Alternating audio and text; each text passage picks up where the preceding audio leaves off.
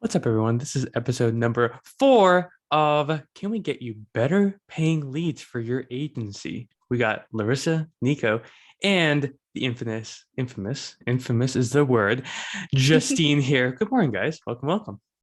Morning. Morning.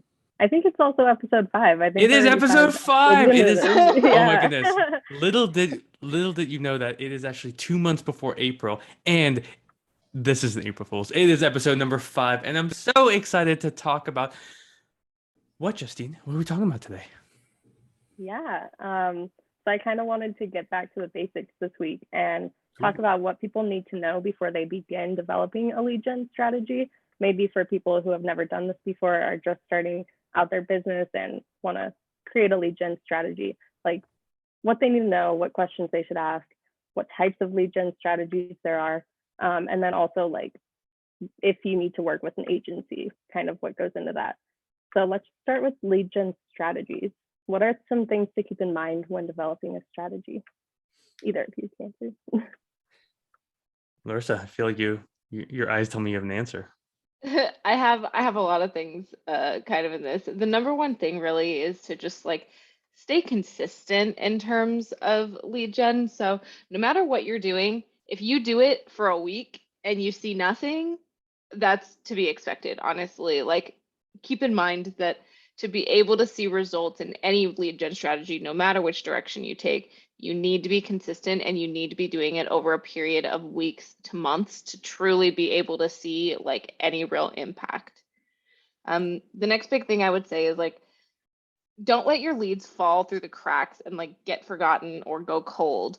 Keep them engaged, stay up to date with them, and make sure that like you're really staying, we say it like top of mind a lot, right? Like that's something that I'm just going to continue to echo here. No matter your lead gen strategy, you want them to be thinking about you regularly.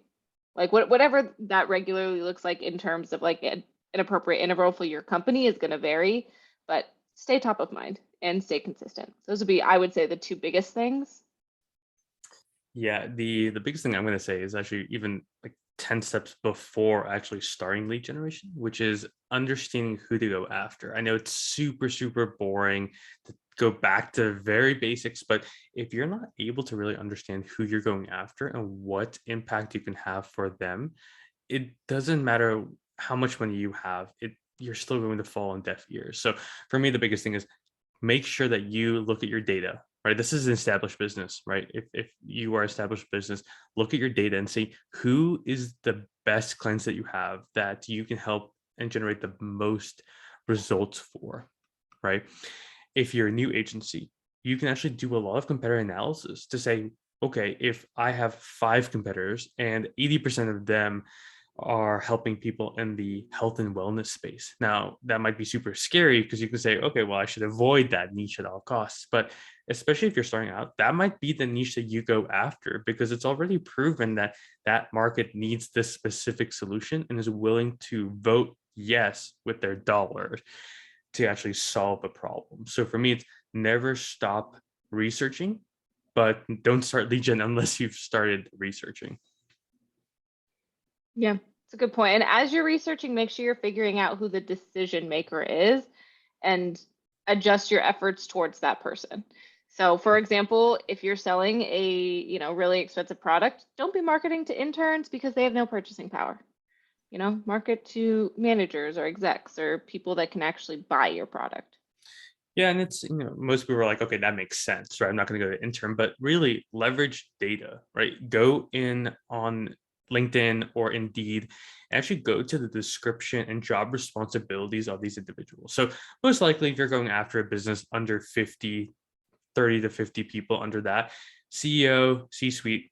But as you're starting to peak over, and especially in businesses doing more than 5 million, 50 million, 100 million, you're going to have to find people within the organization that are directors, VPs, and you can figure out who to go after using their titles, right? So search their title, look at what their key responsibilities are. If you sell an e-com based product, it's probably not the best to go after the marketing manager of a $100 million company when they already have a VP of enterprise e-commerce or e-commerce. So just a quick note on that. Like again, leverage the data out there. Yeah, so just to kind of recap those quick points because they're really important to do as you're thinking about developing a lead gen strategy, especially if you don't know exactly what direction to go. Again, stay consistent. Rome wasn't built in a day. Keep your leads engaged, stay top of mind, reach out to and do the research to figure out who exactly is your ideal customer.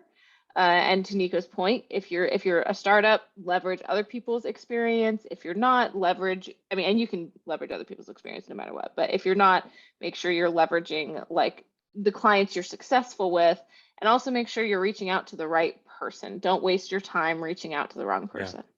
Yeah, and I hate when it's just like, hey, go do the research, right? Which I know Larissa wasn't saying, but like I like tangible steps.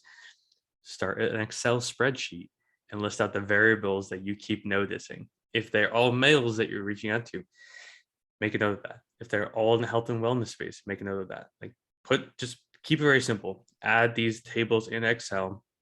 The basic ones are company name, URL, employees, revenue, and then from there it just gets custom, right? Everyone, do they have a website? Yes or no? When's the last time it was updated? Stuff like that. So when we say do the research, actually just like don't overthink it. Just do an Excel and list it all out. There's a website called clearbit.com, which is great. Download that Excel into a numbers or a CSV, upload it, and it'll tell you a lot of data about those people. Yeah, just gives you a high level overview before you start really diving in. Correct. Sweet. Justine, did we answer it? Is that it? Yeah, that was a great answer. Great episode, guys. Thank you for attending. I kid, of course. We have next question I have. Oh no, I was gonna say no. Keep going. Okay. Next question, I kind of wanted to talk about the different types of lead gen strategies and like what the differences are, pros and cons maybe of each, or like what will work best for different types of businesses.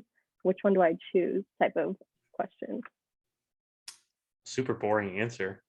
Where is your prospect? Right? That it really boils down to where your prospects are, right? I know everyone's making fun of Meta right now, but Facebook is still an amazing platform for very small businesses, right? LinkedIn is for much larger.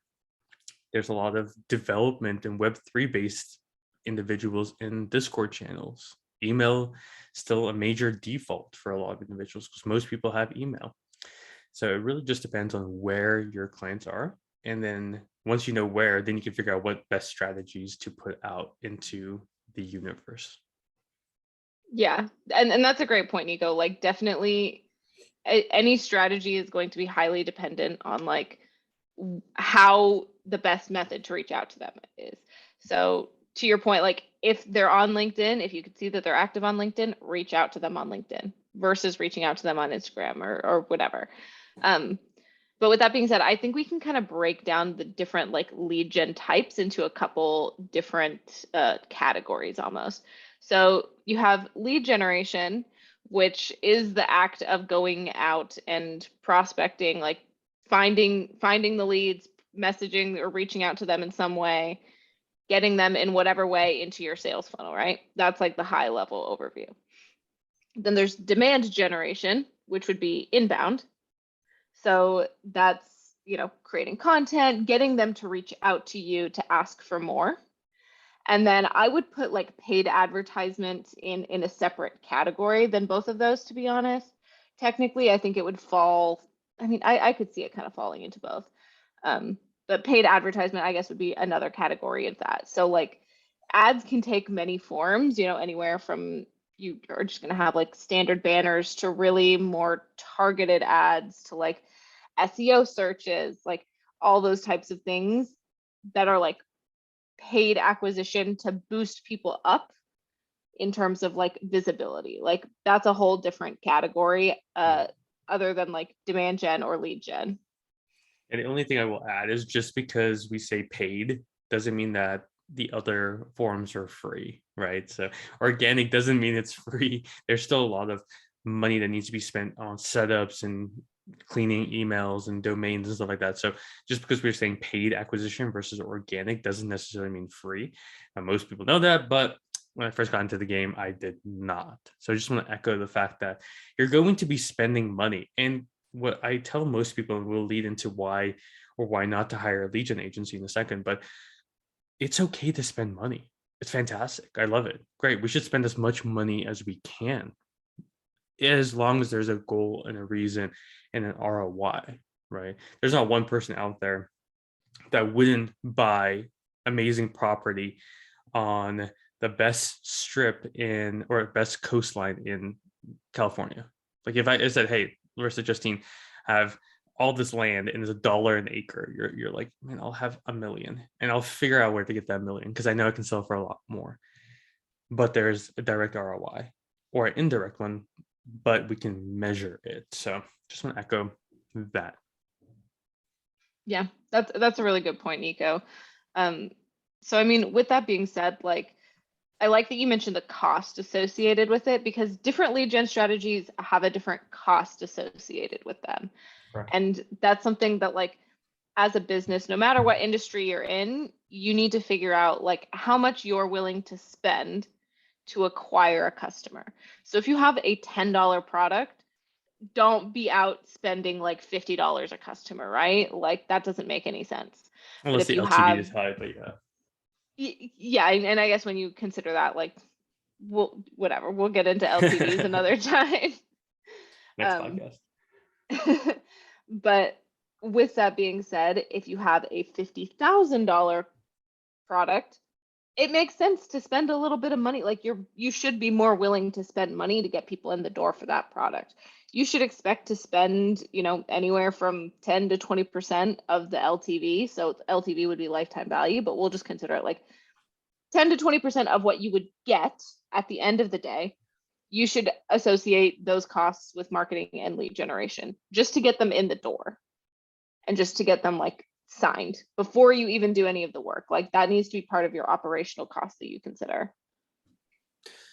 Yeah, it's pretty interesting because I'm going to use this in an analogy on like when and when not to hire an agency. I'm going to make that transition because this money conversation directly ties into when and when not to hire someone. So, for instance, Larissa's talking about a $10 product. So let's put that in the category of really anything under $2,000, right? Even 1,000. Let's just say 1,000 for simplicity's sake. You have a product or service for under $1,000, and you typically keep them for maybe, or let's just say it's just that one engagement to keep it very simple, right? So the one product is less than 1,000. Traditional paid advertising is an amazing tool because you can directly see this amount of budget went to my funnel and then that amount of money came out. It's very easy. Usually these are product based or even some type of infomercial products, but a lot of them aren't services. Now there are services, but again, then you start getting into maybe they stay for 6 months and you can actually acquire them and lose money first month, but that's a conversation for another day, right? That person or that organization should not think about hiring a lead gen agency today as it stands today. Now there are some agencies that will differ from it, but that's just my viewpoint there. It's much better to figure out how do I bring it in-house. So I would say if that's you, if a product under $1,000, first look at paid acquisitions. Right now, if it's a very hard niche, then I would think about how do we actually increase the prices. But how can I bring lead gen in-house and know that's going to take 6 months, 12 months, 18 months to really, really figure out. Okay. Then there is the $1,000 to $10,000, right, of value, right? And let's just say LTV, lifetime value. That's when a lead gen agency kind of makes sense, but a much more mass market approach would make a lot more sense because really you're trying to acquire a user for 10, 20% of that. So if it's $10,000, max is 2, right? Because you still got to pay salespeople or time to acquire that user and all that stuff, right? That's when a lead generation company kind of makes sense. And working with a partner, the best way if you're in that price range is to expedite your growth. So if you really want to grow really quickly and figure out lead gen, an agency is an amazing partner to help you work through that, right? Then there's a 10 to about $150,000, $250,000, right? Let's just say for this 10 to $250,000. An agency is an amazing partner for you if you need help scaling. If you need a couple leads, a couple new sales a year, right? But you're fine, you're okay with your growth is okay, right? Inbound's working pretty well, your other channels are good, referrals are awesome. You probably don't need to work with a partner. Truth be told, like you might end up losing money by working with someone. So if you're good, you're getting leads, your paid acquisition, PPC, SEO, it's all awesome. Don't need anyone there. But if you have a specific goal in mind, like I want to acquire one new user, a user could be $50,000 deal, $25,000 deal a month, or a couple of big projects throughout the year, then the lead generation agency is amazing and can take some of the burden off of your sales team. So they can focus on selling, having real conversations rather than prospecting and creating content for demand gen. Up to a certain point, then you want to transition to actually having this in-house. And agencies like Boundless, we know that. So we actually build with our clients. So we'll run your campaigns for, let's say, 6-12 months and then help you bring it in-house, right? Because we know at a certain point, once you have a proven model, it's just cheaper to bring it in-house. So you should look for a partner that can help you do that. Now, anything over that is when over $250,000, $500,000, that's when you should really think about bringing lead gen in-house. Because often those products take so long and there's a lot more, I won't say hand-holding that you have to do with prospects, but so we've seen this from our experiences. There's a lot more that you have to do, especially if you're trying to get like one of those or two of those a month. Like that's $1 million a month, right? $12 million a year.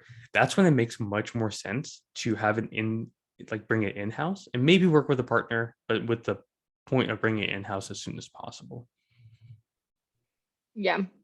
And as we think about this, as you think about like where to spend your marketing dollars, you really also want to think about that ROI, right? So Nico was really getting at that in all of his points where like, it doesn't make sense to hire a $2,000 a month agency if your product is only like $100, right? Just the amount of scale you have to be able to reach to get an ROI there is a lot. So that's why the recommendation would probably be more towards paid acquisition channels, like let's say Facebook ads or Google ads, or putting your money into SEO, or there's a lot of different ways you can kind of invest your resources to reach those goals that you have. And it depends a lot on the industry you're in, the product you sell. So there's no one size fits all answer ultimately. And it also depends too on like regionality, for example. If you have a super regional product, like something, let's say, that can only be really used by people in, a small geographic location. So I'm in the Phoenix area. Let's say this product is something people only in Phoenix really care about. It doesn't make sense to go with various agencies simply because they'll run out of people to reach out to really quickly. You want to focus your efforts on building in that community as opposed to maybe a larger scale project. And those are also kind of things you want to consider about whether or not a lead gen agency is good for you. So, a good example for that would be if you're a regionally based, let's say, roofing company or something like that, probably not best to hire your traditional lead gen agency, simply because the regionality, like despite the cost of your product, I mean, it's expensive to build a roof, easily like 10 to 20K, but paid acquisition channels will probably get you a little bit further because you can more regionally focus them. Correct. Yeah, that's a great point. Any other, Justine? You haven't talked that much, right? Like, what's going on? What are you thinking? What's the feelings? I mean, I thought that was great. I just, one last question. Any important questions that like basically every company should ask when they're considering what lead gen strategy to go with, or if there's any at all? Yeah, I mean, as the one that talks to all clients before they come in, it for me, it's always like, one, what is your goal? Like, what is your goal with working with the agency? One, I need hard numbers. Okay, like how much new revenue are you trying to put into your pipeline, or how much are you trying to close? What's your closing rate like? What's the goal, right? And then what's the short and medium and long-term goals with working with us? Is it that you want to partner for 6 months and then transition to building it in-house if it works? Great. I need to know that before, because that's going to change my strategies. If you're looking for someone to do a pilot program with, that's a lot different, right? And we have to adjust our expectations to that, right? So for me, it's like, make sure that the agency actually knows what your goals are, both for the campaigns and for the partnership.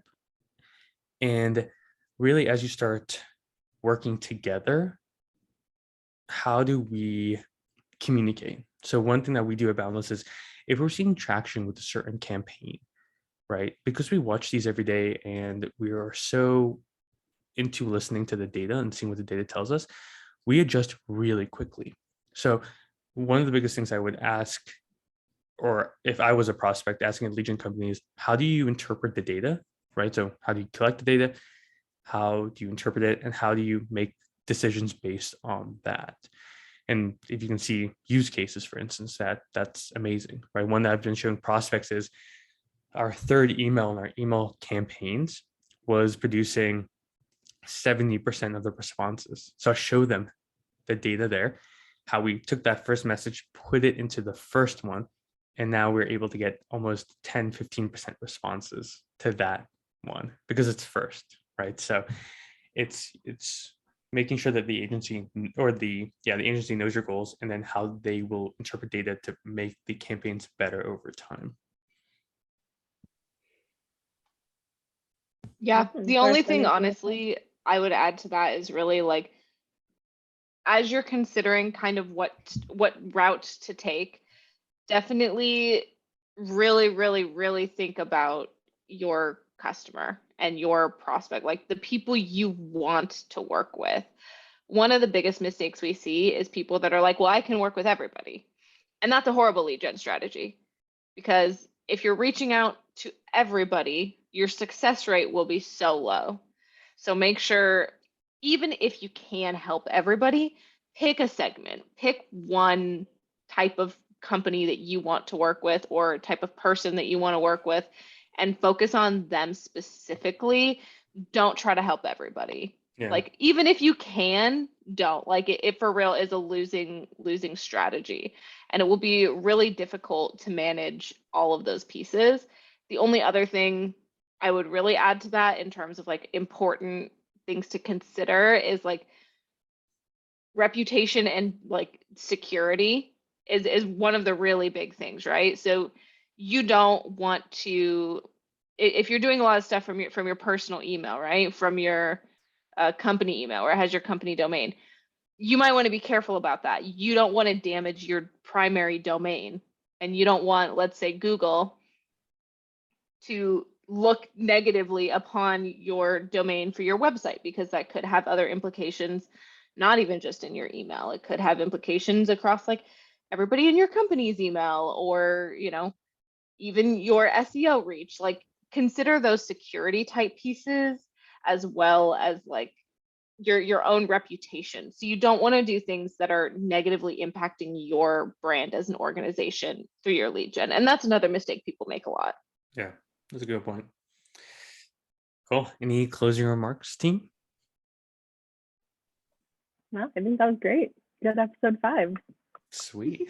So after listening to this podcast, if you're thinking, wow, I might be in that bucket where I'm thinking about hiring someone and I just need an agency that I can trust, that would give it to me straight. Can they help me? Am I even right for outbound lead generation, or should I think about a different channel? And if that is so, where to look? Well, look no further than the Boundless Media team at nico@getboundlessmedia.com. Ask me questions.